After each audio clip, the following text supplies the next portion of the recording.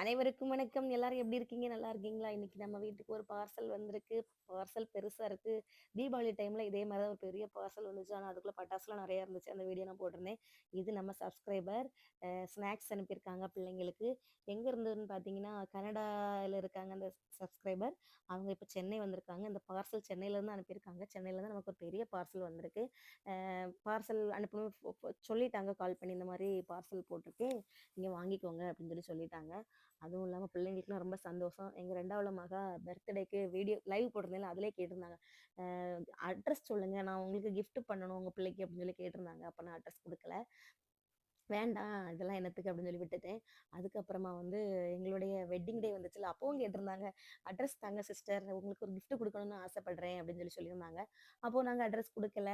ஏன்னா, எதுக்கு அட்ரஸ் நீங்க கஷ்டப்பட வேண்டாம். அப்போ நம்ம சீசனா பாட்டெல்லாம் அதிகமா இருந்து கிஃப்ட் எல்லாம் அனுப்புனா நாங்க வாங்க போறதுக்கு நேரம் இருக்காது. வீட்டுக்கு வந்தாலும் வீட்லயும் ஆள் இருக்காது அப்படின்னு சமாளிச்சு விட்டுட்டோம். அதுக்கப்புறமா இப்ப அவங்க சென்னை வந்திருக்காங்க. எப்படியாவது பிள்ளைங்களுக்கு ஏதாவது அனுப்பணும். நீங்க அட்ரஸ் தாங்க. நீங்க வீட்டுக்காரங்கள்ட்ட கால் பண்ணி இவ்வளவு தூரம் கேட்ட பிறகு தரமாட்டீங்களா அப்படின்னு கேட்டு எப்படியோ அட்ரஸ் வாங்கி இவ்வளவு பெரிய பார்சலா போட்டு விட்டுட்டாங்க. ஸ்நாக்ஸ் இருக்குன்னு சொன்னோனே பிள்ளைங்களுக்கு ரொம்ப சந்தோஷம். எல்லாருமே இது அப்படியே ஆர்வமா திறந்து பார்த்தோம். எடுத்த உடனே பிஸ்கட் தான் இருந்துச்சு.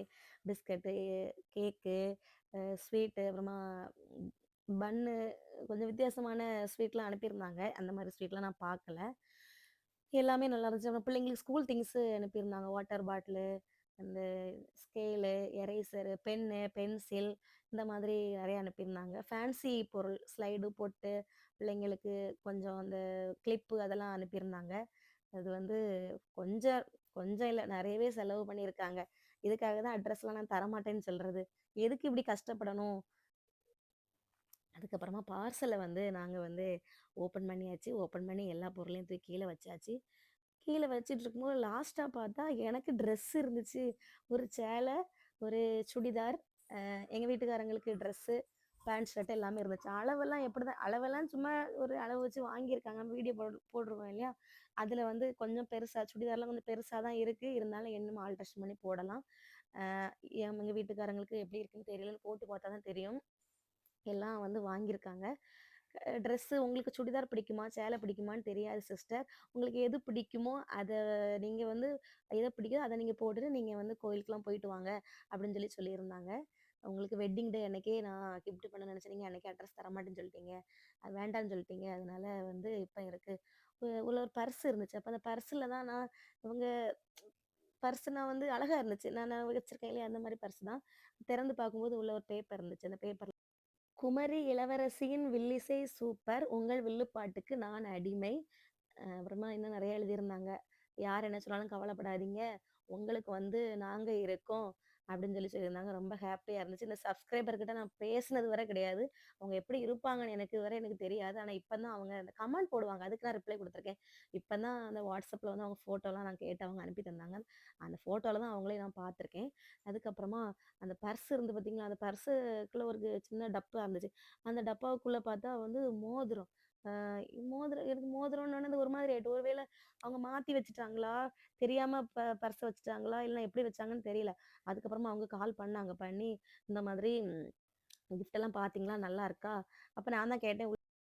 இப்படி உள்ள ரிங் இருந்துச்சு. நீங்க அத சொல்லவே இல்லையே! அப்படின்னு சொல்லியிருந்தேன். ஆமா அது உங்களுக்கு தான். உங்களுக்கு நான் அனுப்புன கிஃப்ட் குமரியின் இளவரசின்னு கிரீடம் சூட்டப்பட்டது அப்படின்னு சொல்லியிருந்தாங்க. அந்த கிஃப்ட் உண்மையாவே அந்த மோதிரம் அப்படியே தான் இருந்துச்சு. அந்த கிரீடம் இருக்கு இல்லையா? அந்த கிரீடம் வச்சு சூப்பரா இருந்துச்சு. அப்புறமா அவங்க அனுப்புன ஸ்நாக்ஸு எல்லாமே ரொம்ப நல்லா இருந்துச்சு. பிள்ளைங்களுக்கு இந்த கொஞ்சம் ஃபேன்சி ஐட்டம்லாம் அனுப்பியிருந்தாங்க. அதுவும் ரொம்ப நல்லா இருந்துச்சு. உண்மையாவே ரொம்ப செலவு பண்ணியிருக்காங்க. இப்படியெல்லாம் சப்ஸ்கிரைபர் நம்ம சம்பாதிச்சு வச்சிருக்கோங்கும்போது நமக்கு ரொம்ப ஹேப்பியா இருக்கு, சந்தோஷமா இருக்கு. 2 நாளா எனக்கு தூக்கமே வரல. அம் இப்படி ஒரு கிஃப்ட் நம்ம வாங்கியிருக்கோமே. மோதிரம் கிஃப்ட் நம்ம வாங்கியிருக்கோமா? கனவா? நிஜமா? அப்படிலாம் நான் யோசிச்சு பார்த்துருக்கேன். யாராவது இப்படி வாங்கியிருப்பாங்கன்னு எனக்கு தெரியாது. ஆனா நான் வாங்கியிருக்கேன். அந்த வில்லுப்பாட்டுல அதுவும் அந்த வில்லுப்பாட்டு பிடிச்சு நான் ஒரு மோதிரம், தங்க மோதிரம் வாங்கியிருக்கும்போது எனக்கு ரொம்ப சந்தோஷமா இருக்கு. எம் அதுலயும் ஸ்நாக்ஸ் எல்லாமே நான் சாப்பிட்டு பார்த்தேன். அவங்க அனுப்புன திங்ஸ்ல எல்லாமே நான் எடுத்து கொஞ்சம் கொஞ்சம் சாப்பிட்டு பார்த்தேன். ரொம்ப டேஸ்ட்டா இருந்துச்சு, அழகா இருந்துச்சு. எல்லாமே பார்த்து பார்த்து வாங்கியிருக்காங்க. ஒவ்வொன்னா அந்த டப்பால வச்சு மு ட இது பார்சல் போட்டு சூப்பரா அனுப்பியிருந்தாங்க. ரொம்ப நன்றி சிஸ்டர். பாய்.